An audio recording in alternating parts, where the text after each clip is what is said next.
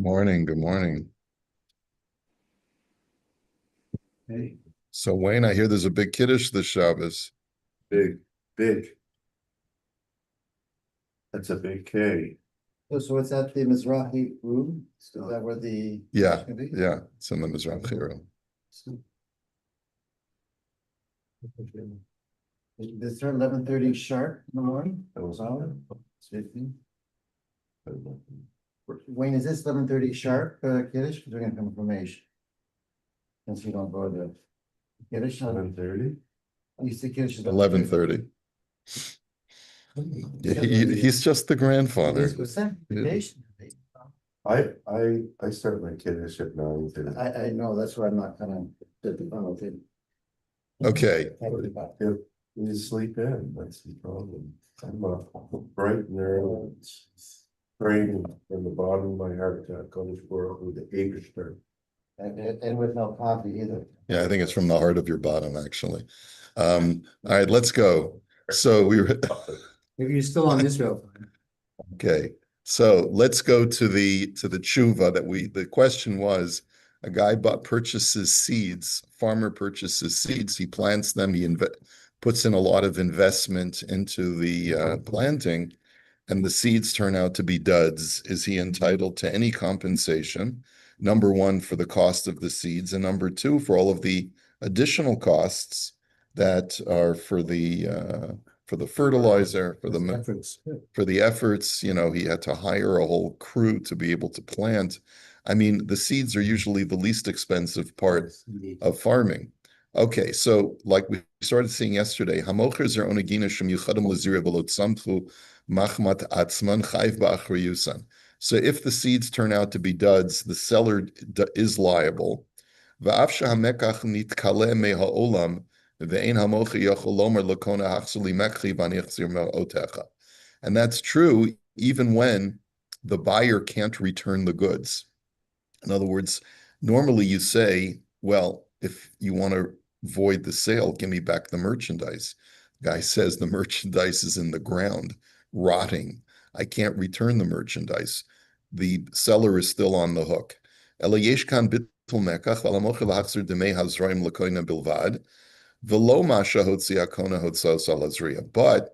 the seller is only liable to pay for the actual cost of the seeds. He's not liable to pay for any of the ancillary costs. And this is true for any kind of sale where the merchandise turns out to be bad merchandise. In other words, you could think of multiple scenarios where I purchase a type of merchandise. You give us an example, Moish. Purchase a bunch of merchandise, and then I go through all of these expenses to market the merchandise, to prepare it for market. And then at the end of the day, it turns out to be a dud. Okay? And so I've lost a tremendous amount of money. So even if the guy pays me back for the merchandise, I'm still in the hole.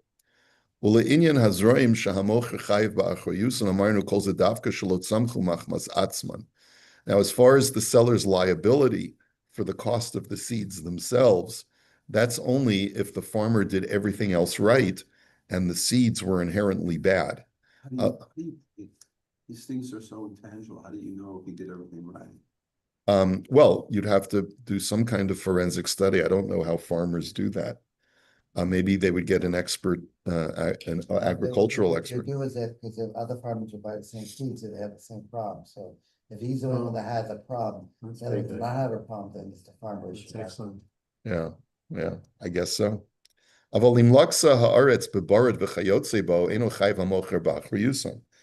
let's say there was a hailstorm, at a delicate time of, you're right, shortly after the seeds were planted. So then the seller could say, like Hal said, well, look, a whole bunch of other farmers experienced the same problem in that region. So it's probably not because of the seeds. Because maybe the reason why the seeds didn't grow is not because they were bad seeds, but rather because the weather conditions. I guess that's what they call an active God, as if everything else hasn't been active God. Right, right, exactly. V'chenim hayu zroim shehem gam ne'echolim, kagon chita sora va'afilu pishton sheruba lezera v'lot samchu. Now, let's go even further. What if a guy purchases seeds that have dual function? They can either be planted or they can be consumed, such as wheat or barley or even flax. People eat flaxseed. Ruba lezera, but the majority of times people would take raw wheat seed and raw barley that hasn't been pearled or anything like that, and they would usually that you would plant it. Eino chayiv b'achayuso kevin sheyesh ochlim osam. So the seller would also not be liable if a guy planted them and they didn't grow, because he could always say, well, you could have eaten them and you could have benefited from them. Unless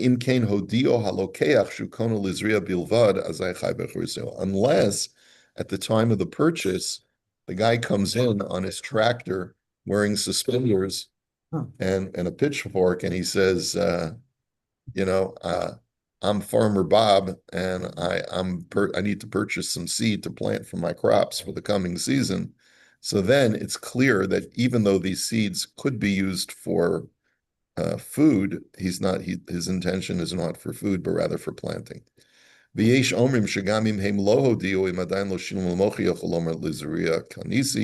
Some say, he writes in the parentheses, that even if he didn't say explicitly he's purchasing them for planting, as long as he hasn't paid for the seed yet, he can stop payment.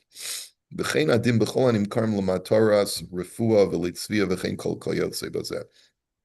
the same thing would be true for any kind of merchandise that is sold, let's say, for medicinal purposes, for dyeing, or for any purpose where it's like an organic product, so it's hit or miss. But if it's clear that the purchaser purchased this item for the purpose of accomplishing a certain task, and it was marketed that way, and both the seller and the buyer know that that's what it's for, if it doesn't work, the buyer is entitled to a refund of the cost of the merchandise that he purchased. Now, this is quite interesting. I'm sure, like we talked about the watermelon. It could be that in certain markets, the seller could make a proviso. He says, he could put up a sign on his store and say, these are seeds for planting, but if they're duds, we don't give refunds. It could be that would be acceptable to make such a condition in advance. So it's basically buyer beware. Okay. Let us go on. Yeah, although Right.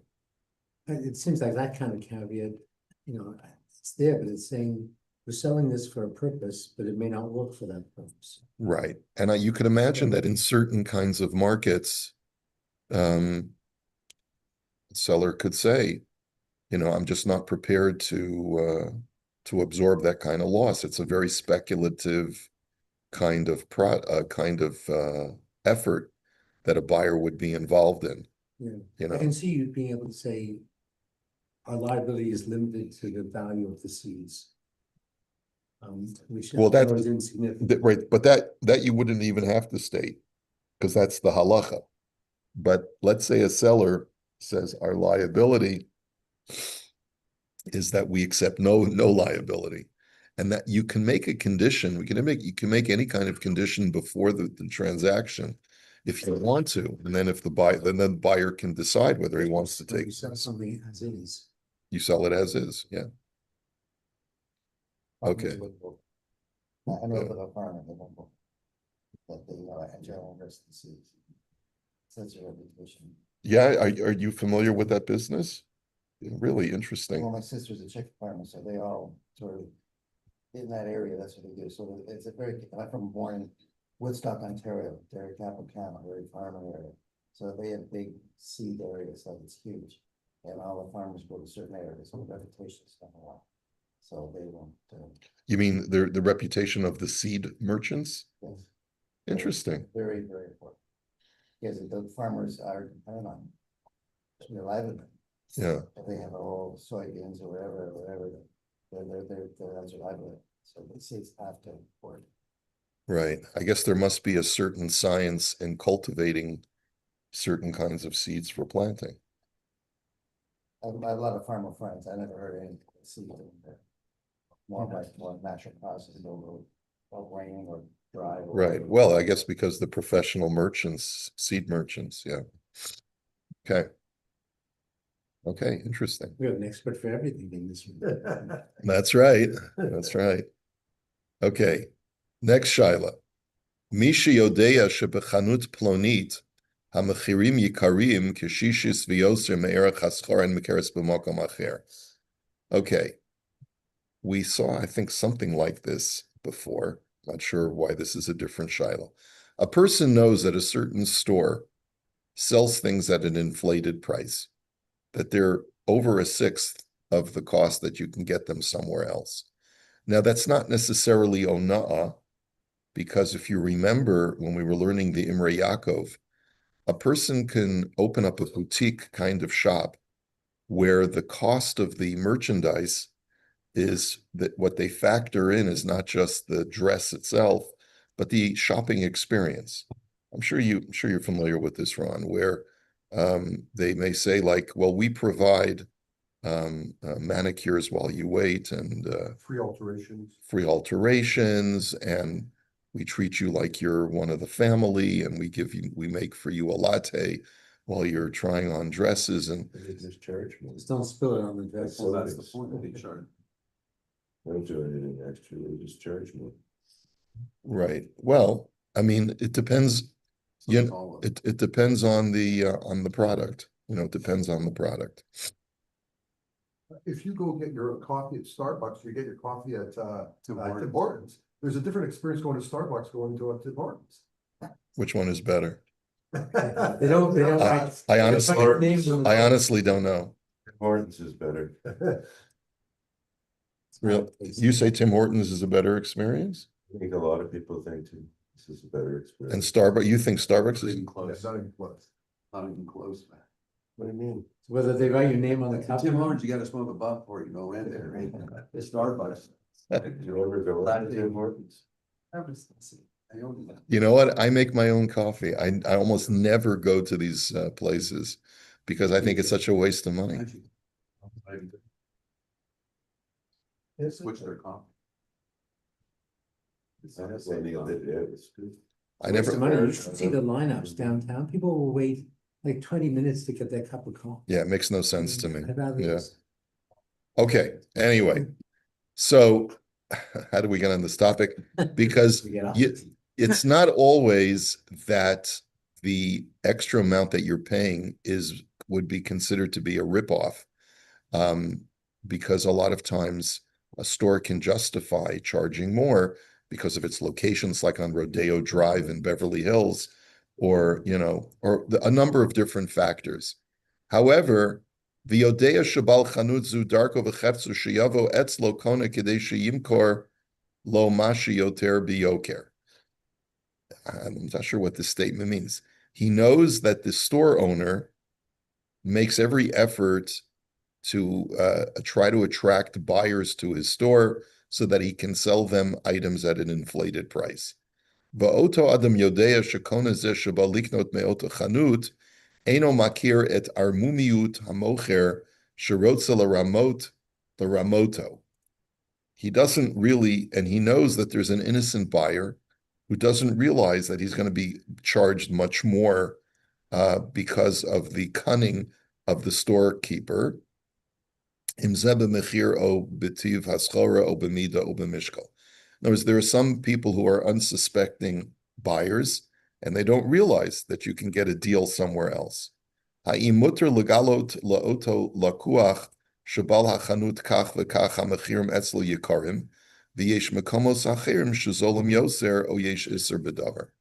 Is it permissible to tell a guy who's going shopping for something, you can get a much better price if you just go to Stouffville or, Oakville or wherever some other place that's a little bit farther away, you can get a much better price on this piece of merchandise. I don't recommend that you go to the guy that's local because he's going to charge you more. Is there any lashon hara there? Is it permissible to say that? So the answer is tshuva. Misha roa shekona rotza likanis lechanut plonis kedei liknos schora o motzarim mesuyamim sheish b'chanut zu. So if you see a friend wants to go to a certain store to buy certain merchandise, v'hu mitbonein b'teva ha'ish hahu sherotza likanis lechanut zu, shehu ish tam she'eno charif kol kach lahavin armumiyut b'nei adam. And you recognize that this guy is an innocent babe in the woods, and he's not going to know how to protect himself from someone who's going to try and sell him as much as he can for as much as possible. V'hu makir shebal hachanut hazeh shekol teshukato v'cheptzu hi lahashiv ish kazeh l'ramoto im zeh b'mechir o b'tiv haschora b'mishkal v'chulei. And the merchant, is going to try to exploit this guy's innocence to try to get as much money as he can and sell him, let's say, either, at an inflated price, or maybe to reduce the measurements so that he charges the same price, but he ends up giving the guy less merchandise. That does happen a lot. And grocers will sometimes, in order to keep the prices not inflated, they'll just shrink the packaging. Inflation. Yeah. Okay. Im efshar l'sovev hatoelet hanirtze shelo yikna mimenu mibali l'saper lo al bal hachanut kol sheyesh eitz acher shekach v'kachu. So first of all, he says, if it's possible to accomplish the objective without disparaging the merchant, that would be the right thing to do. You can tell him, I know actually a really good store that sells these items. You can really do very well if you go to that other store. V'im ein efsharut acheret sheroshim lo yagid et ha'emet lakuach zeh yikne kan. But if you see that there's no other alternative because the guy he's not getting your signal, and you realize that if you don't explain to him that the seller that you want to go to is going to try to rip you off, then you can tell him, look, I don't really trust that seller. He's going to try to rip you off. I recommend you go somewhere else. In other words, first choice, whenever possible, is try to convince the guy to go somewhere else without disparaging the merchant.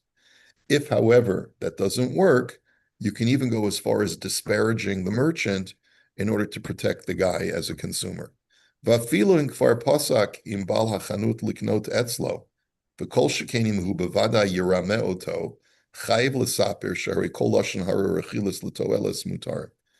And this is true, by the way, even if the customer has already told the merchant that he's going to come by his store and buy product from him. As long as they haven't made a kinyan, if you feel that the guy's going to get ripped off, you have an obligation to tell him. There's no isser of lashon hara, even if the guy that is the merchant is a frum guy. There are people who will be able to exploit others and charge much more. And if you feel the guy's going to get ripped off, you have an obligation to tell him. Rabbi, is the obligation based on v'ahavta l'recha kamocha or something else? I think it's based on v'ahavta l'recha kamocha, but it's also there's lo samod al dam recha, do not stand idly by over your brother's blood, which is not just literally if he's about to be killed, but if he's about to be harmed in any way. If you have or there's also a mitzvah of hashavas aveda, of restoring lost items to your friend. If you feel that he's going to end up losing money, you have the mitzvah to restore his financial integrity. So there's a bunch of mitzvahs in the Torah that would cover this kind of scenario. Where you see that someone's going to get ripped off, you have an obligation to try to protect him. You can't just say, I'm going to look the other way, it's none of my business, and let a guy get ripped off. Hashavas Aveda is used as a catch-all for a number of different things. So, for example, Hashavas Aveda covers, let's say you have an obligation. If you see someone is about to do something that's medically dangerous, you have an obligation to tell him that's not a good thing to do, because you have an obligation to restore your friend's integrity, both financial and his life, his health, and all of that stuff. So you have an obligation to make a person financially whole. If you, Joby. yeah, preventative medicine, yeah, right, yeah. So, right. So the same thing would be true over here, that a number of mitzvahs in the Torah teach us that you shouldn't just say, well, it's none of my business, and let the guy do whatever he wants to do. If you're friendly with someone and he tells you, now, obviously, that doesn't mean you have an obligation to stand in front of that merchant's door with a placard that says, don't shop here, right? In other words, there are limitations to your obligation, right? But you know, Well, I just restoring somebody's financial situation. So somebody like, let's say like Hal, who's in his position, and he's managing people's money. And then he, let's say he chooses a number of stocks or equities or whatever, and that were bad choices. So now he's taken away from that person. Is from his point of view, like, is there something halakhically that is no, wrong there? no, unless Hal did it maliciously. In other words, Didn't do my due diligence. or you didn't do his due diligence. But let's say, you know, Hal thought that this was a good investment. Not everyone, not even a guy like Hal, who's such an expert, is going to be right 100% of the time. I wouldn't be hearing It's that. not what he Israel, says. in Tanya or Australia. Yeah, right, Makes it so easy. right. But yeah, obviously, On the ocean. With dolphins and the sharks. You know. and the tarantulas. But we're staying in a different neighborhood than where Guido usually, where Guido Okay. lives. So we ask, yeah, there you go. Okay. Okay. But you need the following conditions, as is recorded in Sefer Chafetz Chaim, like we were learning yesterday, in order to be able to inform someone that he shouldn't go shop by a certain merchant. Number one, kishiroa dafka ba'atzmo es hagunus v'ha'avel shenasa kan v'lo mishamua. So the first thing that the Chafetz Chaim writes is that you have to have firsthand knowledge of the fact that this merchant is a con artist, and he's going to try to exploit people's innocence and their naivete. You can't just have heard it from somebody else. That's condition number one. And if you don't have firsthand knowledge yourself, then you have no right to share that information. And it's clear to you that it's true, and that what the guy is doing is really corrupt and not right. Right. When I talked about the boutique shop that charges more money, there's absolutely nothing nefarious about that activity. If a guy opens a shop on Rodeo Drive and is paying, I don't know, $20,000 a month in rent for his store, he's entitled to charge more for the merchandise, because the person who goes on Rodeo Drive to buy merchandise knows that he's going to be paying more, and there's no ripoff that's taking place in that kind of situation. But you know, So like when you go to Sue's in the plaza here, it's 3 times the price to buy their fruits and vegetables, but they are much nicer. it's a higher quality. It is a higher quality. I don't know if it's worth 3 times the amount. Is it literally 3 It's not, times? it's not, boy, It's very it's not. Slush and herb. So for you. No, it is much more. I mean, I don't really go in there. But when Nicole comes home and she has like 3 pairs and it's $19, I say, don't you think that's a tad over? It is much more They're nice, expensive, it is. but they are, their quality is. I guess it depends how badly you want the pairs. Okay. Number 2. You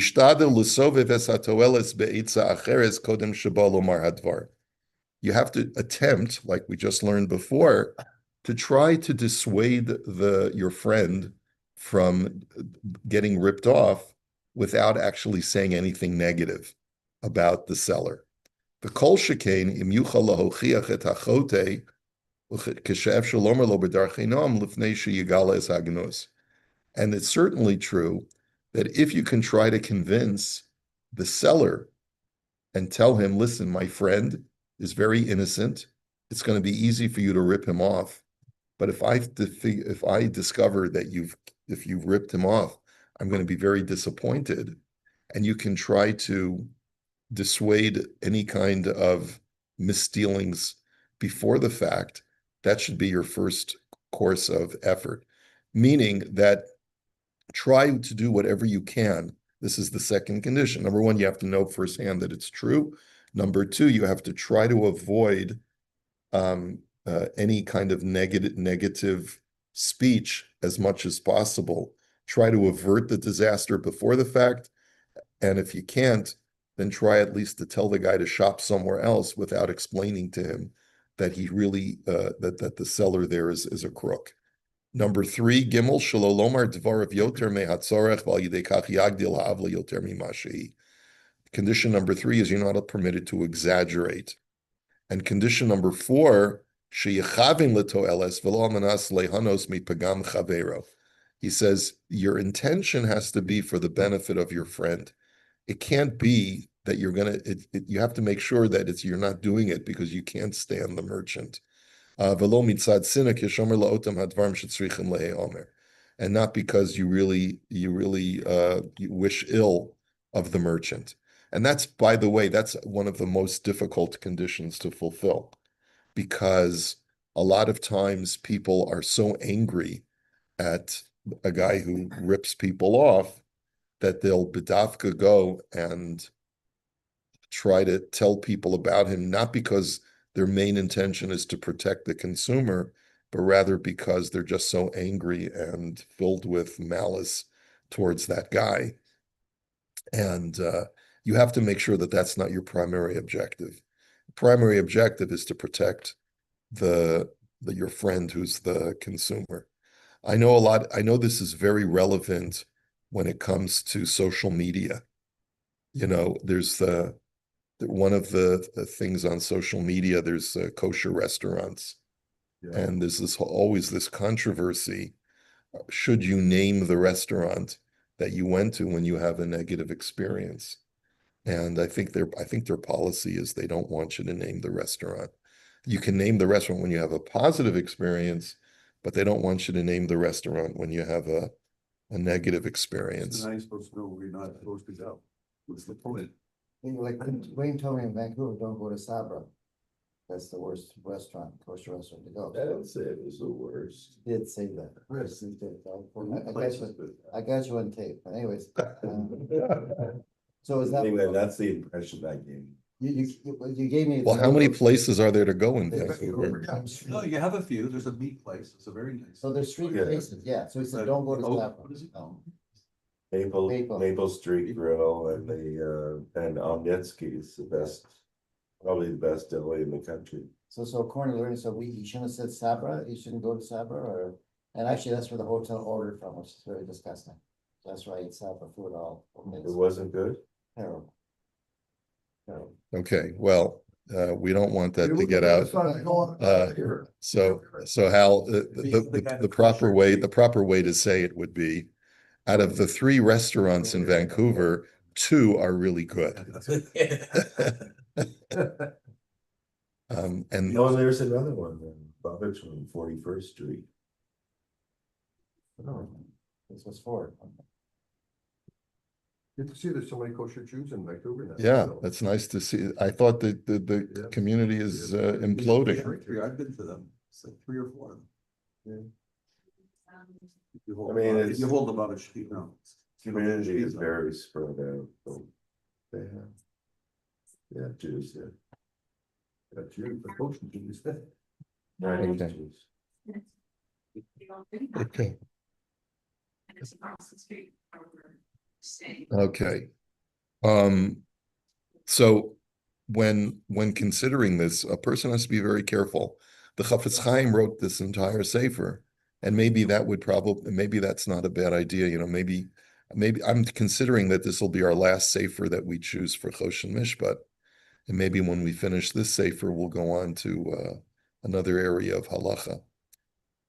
We could learn sefer Chafetz Chaim, or we could try. Find it on the, Yeah, well, that's true. whatever it's called. You know what, Couldn't get in yesterday. I couldn't get in yesterday. I'm wondering if I can get in now. What does Sefer Chaim deal with? Hilchos Lashon Hara. It's a very good book. It's an important sefer, by the way. So let's see. I'm able to get in now. It's the Netflix sheet. Yeah, right. Let me just see if I can, if it's in my catalog. It's Anyway, everyone have a great Shabbos, and we will, Bezrat Hashem, continue on Monday. you know, it's a crazy situation. Too, but it's